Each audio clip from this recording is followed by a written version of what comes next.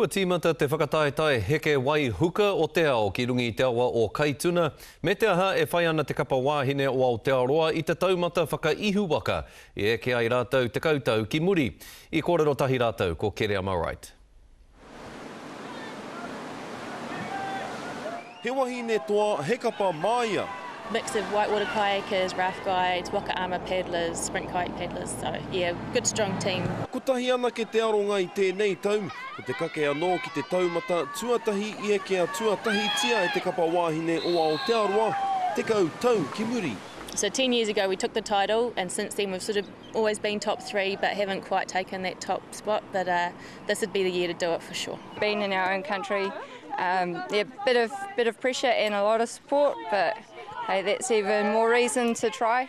Te kaumārima katoa ngā kapa wāhine i tēnei whakataetae, ko te whakamātau wā te wahanga tuatahi. Hakoa ngā manako o Aotearoa, i mutu tua toru mai rātou i te ata nei. Most races we hope to place top three with some golds.